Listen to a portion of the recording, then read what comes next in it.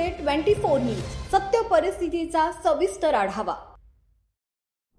अकोल्यात महाराष्ट्र नवनिर्माण सेनेचे प्रदेश सरचिटणीस तथा जिल्हा संपर्क अध्यक्ष हेमंत गडकरी यांनी पत्रकार परिषद घेऊन पक्षाच्या आगामी वाटचालीची माहिती दिली। जिल्ह्यातील विस्कटलेली संघटनात्मक घडी पुन्हा एकदा मजबूत करून पक्ष बांधणीला प्राधान्य दिलं जाणार असल्याचं त्यांनी म्हटलंय। रिक्त पदे लवकरच भरून सक्षम कार्यकर्त्यांना जबाबदारी देण्यात येणार आहे। आगामी जिल्हा परिषद आणि पंचायत समिती निवडणुका मनसे पूर्ण ताकदीनं लढणार असल्याचा विश्वास त्यांनी व्यक्त केला। मराठी अस्मिता आणि महाराष्ट्राच्या हितासाठी पक्ष सातत्याने कार्यरत राहील असंही ते म्हणाले।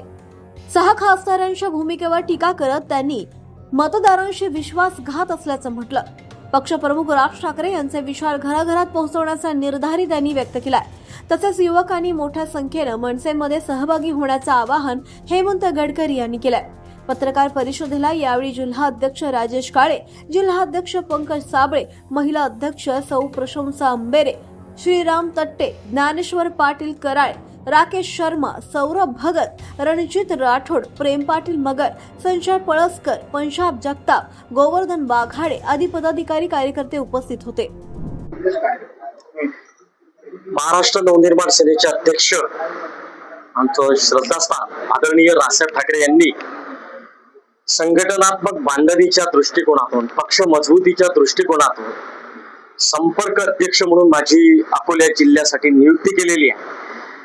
संपर्क अध्यक्ष म्हणून अकोला जिल्ह्यामध्ये येऊन माझ्या सर्व सहकाऱ्यांबरोबर संघटनात्मक बांधणी मजबूतीने व्हावे, या जिल्ह्यातील सर्व तालुका असतील किंवा शहराचा भाग असेल, येथे अतिशय चांगली बांधणी व्हावी, जनहितार्थ कामाचे आमचे सर्व सहकारी घेत असतात त्याला अजून वेग यावा, आंदोलनाला धार चढावी, या सगळ्या दृष्टिकोनातून आणि मुद्दे जे आहेत जनतेच्या मनातले, अकोला वासियांच्या मनातले जे मुद्दे आहेत ते मुद्दे घेऊन त्याचा अभ्यास करून त्यावर आवाज उचलून ज्या झोपी गेलेल्या ज्या प्रशासकीय यंत्रणा आहेत किंवा सत्ताधारी पक्ष आहेत त्यांच्यापर्यंत आवाज बुलंद करण्याकरता काय काय करायचं आहे यासाठी आज आढावा बैठक घेण्यात आली।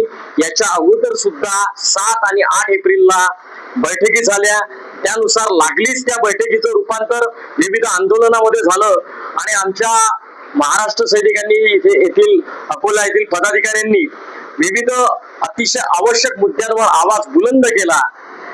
पुढे सुद्धा जनतेच्या मनातले, या अकोला शहरातल्या करदाता नागरिकांच्या मनातले जे प्रश्न आहेत, जे सत्ताधारी कधी उचलू शकत, त्याचा निवारण करू शकत नाही, निकाल लावू शकत नाही, काही जे लालफितशाही मधले अधिकारी आहेत ते प्रशासकीय यंत्रणेच्या माध्यमातून व्यवस्थित काम करत नाही, या लोकांची झोप उडवण्याकरता जे आवश्यक कामं काय करायची आहे हे आगामी दृष्टिकोनात मनसेच्या माध्यमातून कसं काय शक्य आहे आणि कशी आंदोलनं घ्यायची आहे या सर्व समस्त विषयावर आज तालुक्यातील आणि शहरातील पदाधिकाऱ्यांची म्हणजे या अकोल्यात येणाऱ्या 5 विधानसभा क्षेत्राची आज बैठक झाली।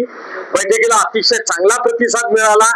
सर्वच तालुक्यातून विशेषतः पेरणीचे दिवस सुरू झाले असताना सुद्धा आणि बरेचसे आमचे पदाधिकारी हे कास्तकारांचे पुत्र असताना सुद्धा आज ते या बैठकीला इथे आवर्जून उपस्थित होते।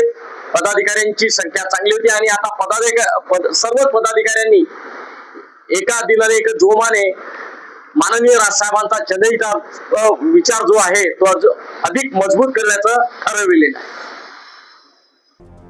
महाराष्ट्र टुडे मराठीसाठी समीर खान, अकोला।